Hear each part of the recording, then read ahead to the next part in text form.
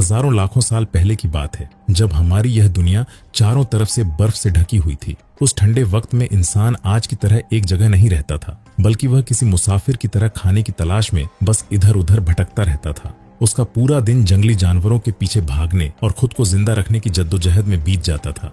फिर करीब 12,000 साल पहले मौसम का मिजाज बदला और बर्फ धीरे धीरे पिघलने लगी। सूखी नदियों में फिर से पानी बहने लगा और आसमान से समय पर बारिश होने लगी। तभी किसी इंसान की नजर एक ऐसी चीज पर पड़ उठाई जिसने सब कुछ बदल दिया। मिट्टी में पड्ढा एक छोटा सा दाना सूखा नहीं, बल्कि उसमें से एक नन्हा पौधा बाहर आ गया। यहीं से इंसान के जीवन की सबसे बड़ी खोज शुरू हुई, जिसे हम खेती कहते हैं। लगभग 9,000 साल पहले इंसान ने पहली बार जमीन तैयार की और वह शिकार छोड़ डचकर एक किसान बन गया। लेकिन क्या आपने कभी सोचा है कि दुनिया की वह पहली फसल कहाँ उगाई गई थी और वह पहला किसान कौन था? इस राज को जानने के लिए हमें समय में 9,000 साल पीछे जाना होगा, इसलिए इस वीडियो को पूरा जरूर देखिएगा। यह कहानी शुरू होती है आज से करीब 2 लाख साल पहले।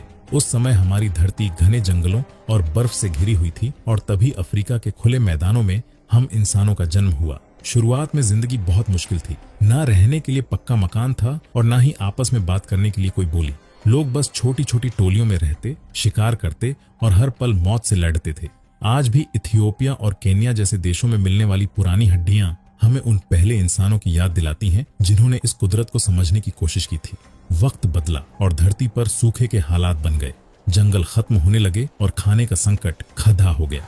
तब अपनी जान बचाने के लिए उन लोगों ने एक बहुत बड़ा और हिम्मत भरा फैसला लिया, एक नई जगह की तलाश।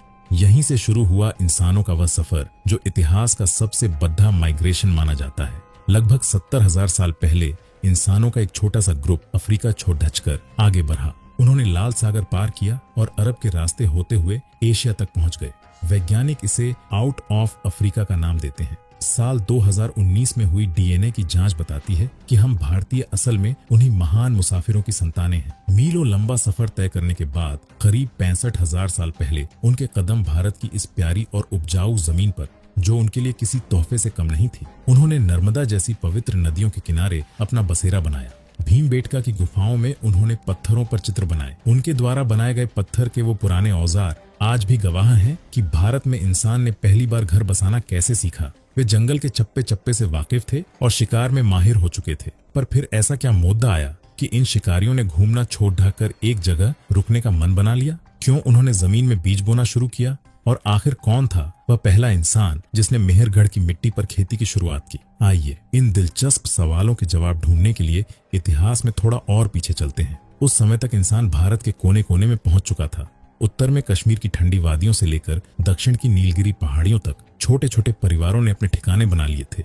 यहाँ की प्रकृति ने उन्हें बहुत कुछ सिखाया, जैसे किस मौसम में खुद को कैसे ढालना है, कौन सी मिट्टी पौधों के लिए अच्छी है और किन जानवरों से दोस्ती की जा सकती है। धीरे धीरे यही टोलियां एक जगह टिकने लगीं, जिन्होंने आगे चलकर बड़े शहरों और सभ्यताओं की शुरुआत की। वक्त के साथ हमारी धरती का रूप बदलने लगा। करीब 12,000 साल पहले जो बर्फ हजारों सालों से जमी हुई थी, वह धीरे धीरे पिघलने लगी। यह उस भयानक ठंड यानी हिम युग का अंत था। ऊंचे पहाड़ों से नई नदियां बहने लगीं और सूखी पड़ी जमीन पर फिर से हरियाली छा गई। ऐसा लग रहा था मानो कुदरत इंसान को आगे बढ़ने का एक सुनहरा मौका दे रही हो। वैज्ञानिक इस बदलाव को होलोसीन काल की शुरुआत कहते हैं, लेकिन हमारे पूर्वजों के लिए इसका मतलब कुछ और ही था। उन्होंने गौर किया कि अब मौसम पहले की तरह जिद नहीं कर रहा। अब हर साल एक तय समय पर बादल बरसते, सही वक्त पर धूप खिलती और फिर सर्दियां आती। मौसम के इस अनुशासन ने उनके मन में एक विचार डाला, जब हर साल मौसम एक जैसा ही रहता है तो हमें रोज रोज भटकने की क्या जरूरत है। इस बदलाव का सबसे बड़ा फायदा भारत की जमीन को हुआ। हिमालय की बर्फ पिघली तो बड़ी नदियां बनी, जो अपने साथ पहाड़ों की उपजाऊ मिट्टी बहा कर लाई। इसी मिट्टी ने सिंधु और गंगा के मैदानों को दुनिया की सबसे शानदार खेती वाली जगह बना दिया। खोजों से पता चलता है कि जंगली गेहूं और धान जैसे पौधे सबसे पहले इसी इलाके में फैले। इंसानों ने ध्यान से देखा कि कैसे हर साल एक ही जगह पर नए पौधे उगाते हैं। यहीं से उन्होंने सीखा कि अगर हम चाहें तो कुदरत के इस करिश्मे को खुद भी दोहरा सकते हैं। अब इंसान शिकार के पीछे भागने के बजाय नदियों के किनारे ठहरने लगा। उसे पता था कि यहाँ प्यास बुझाने के लिए पानी है, खाने के लिए फल है और जंगली अनाज भी। शुरू में तो वे वहाँ सिर्फ कुछ दिनों के लिए रुकते थे, पर धीरे धीरे उन्हें वहाँ रहना अच्छा लगने लगा। जो घास फूस की कच्ची झोपड़ियां थीं, वे अब पक्के घरों में बदलने लगीं।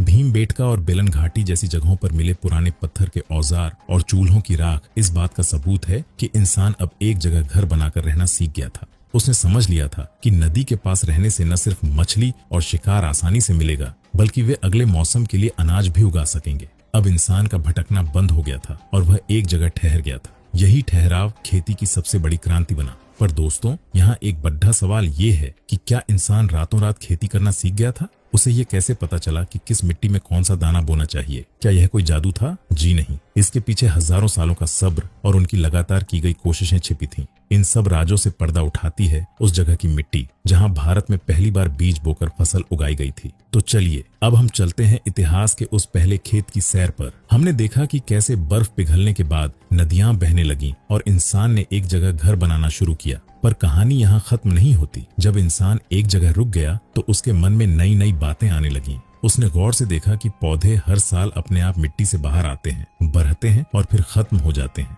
लेकिन अगले साल फिर वहीं से नन्हे अंकुर निकल आते हैं। उसे लगा कि मिट्टी के अंदर कोई जादू या गहरा राज छिपा है। यही छोटा सा सवाल आगे चलकर इतिहास की सबसे बड़ी खोज यानी खेती की वजह बना। आज से लगभग 9000 साल पहले भारत के उत्तर पश्चिम इलाके में एक छोटी सी जगह थी जिसका नाम था मेहरगढ़। आज यह जगह पाकिस्तान के बलूचिस्तान में पड़ती है, लेकिन उस वक्त यह एक बहुत ही हरा भरा और उपजाऊ इलाका था जहां पहाड़ों से आने वाला मीठा पानी खेतों को सींचता था। साल 1974 की बात है। फ्रांसीसी वैज्ञानिकों की एक टीम जीन फ्रांसवा जार्गे और उनकी पत्नी कैथरीन यहाँ पुरानी चीजों की तलाश में खुदाई कर रही थी। बलूचिस्तान की वह घाटी बहुत गर्म और धूल भरी थी, जहाँ तापमान 45 डिग्री तक पहुंच जाता था। वैज्ञानिक बस ये ढूंढना चाहते थे कि क्या यहाँ कभी कोई पुराना गांव रहा होगा। एक दिन दोपहर के वक्त खुदाई करते हुए एक मजदूर की कुदाल किसी सख्त चीज से टकराई। शुरू में सबको लगा कि कोई आम पत्थर होगा, लेकिन जब धीरे धीरे मिट्टी हटाई गई तो सबकी आंखें फटी की फटी रह गईं। वह कोई पत्थर नहीं बल्कि मिट्टी की ईंटों से बना एक छोटा सा घर था जिसकी दीवारें एकदम सलीके से बनी हुई थीं। इतना ही नहीं, उस घर के पास अनाज के कुछ जले हुए दाने भी मिले। यह कोई मामूली जगह नहीं थी, बल्कि यह दुनिया के सबसे पुराने किसान गांवों में से एक था। वहां मिले मिट्टी के घर और अनाज रखने के छोटे छोटे कोठार, भंडार। यह चीख चीख कर कह रहे थे कि यहाँ का इंसान अब सिर्फ जंगलों से खाना जमा नहीं करता था, बल्कि वह खुद अनाज उगाना सीख गया था। मेहरगढ़ के इन लोगों को हम दुनिया के पहले किसान कह सकते हैं। उन्होंने बड़ी चतुराई से जंगली गेहूं और जौ के अच्छे दानों को चुनकर उन्हें खेतों में बोना शुरू किया ताकि उन्हें ज्यादा अनाज मिल सके। जांच से पता चला कि यहाँ उगने वाले अनाज के तार दूर पश्चिम के इलाकों से भी जुड़े थे, जिसका मतलब है कि खेती का यह नया आइडिया शायद वहाँ से यहाँ पहुँचा था। लेकिन हमारे यहाँ के किसानों ने सिर्फ नकल नहीं की, बल्कि उन्होंने उन बीजों को भारत के मौसम के हिसाब से ढालकर अपना बना लिया। मेहरगढ़ की खुदाई में सिर्फ अनाज ही नहीं बल्कि भेड़, बकरी और गाय बैलों की हड्डियां भी मिली।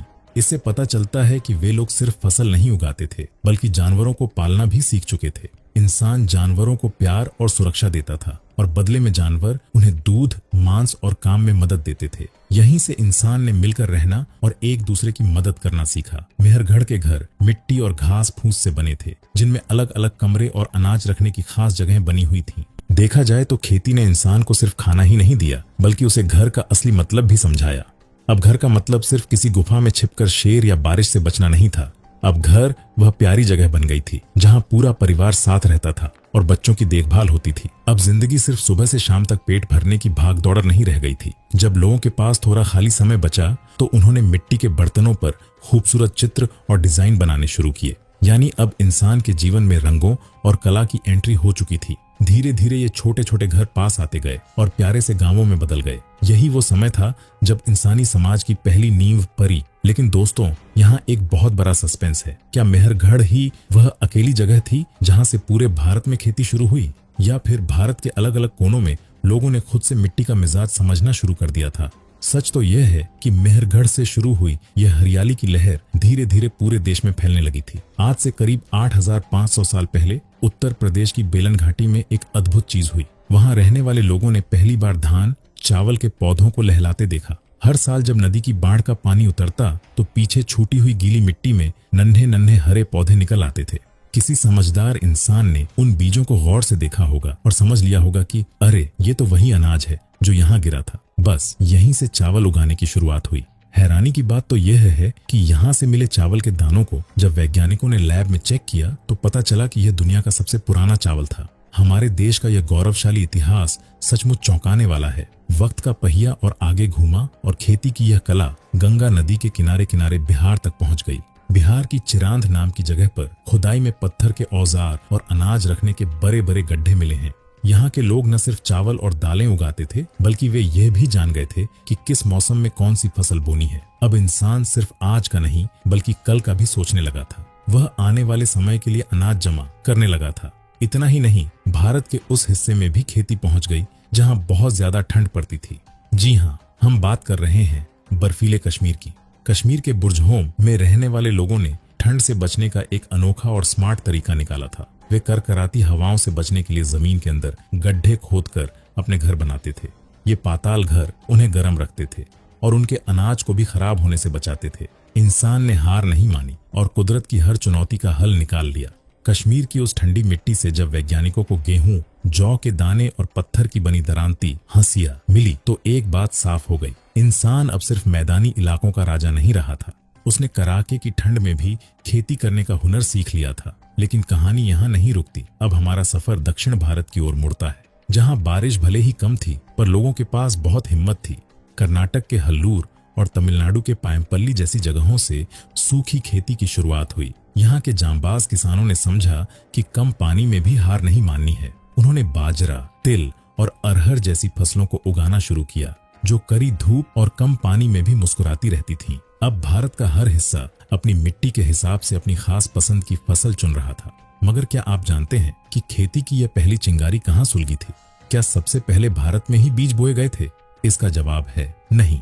यह कहानी एक और खास इलाके से शुरू होती है जिसे इतिहासकार फर्टाइल क्रेसेंट कहते हैं। यह आज के इराक, सीरिया और जॉर्डन का इलाका है। यहाँ के लोगों ने पहली बार जंगली गेहूं को पालतू बनाया और उसे अपनी जमीन पर उगाया। यरीको जैसे प्राचीन शहरों में आज भी वो गड्ढे मिलते हैं जहाँ अनाज छिपाकर रखा जाता था।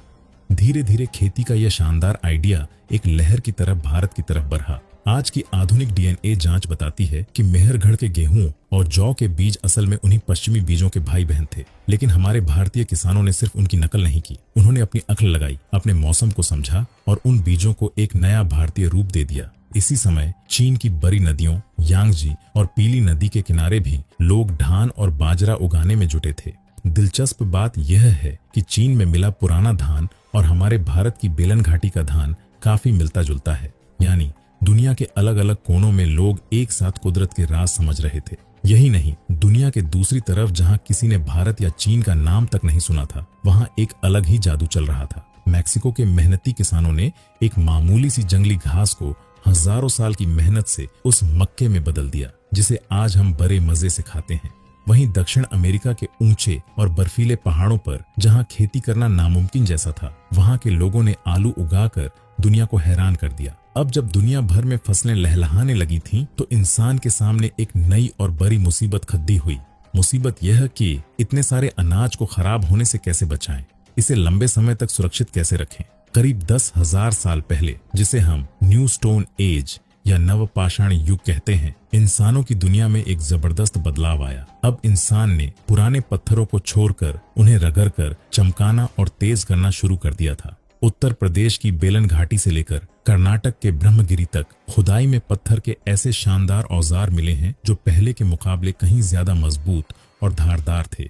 इन्हीं औजारों से उन्होंने घने जंगलों को साफ किया और बड़े बड़े खेत तैयार किए। जैसे जैसे खेतों में अनाज बढ़ता गया, इंसानों के सामने एक नई मुसीबत खड़ी हुई।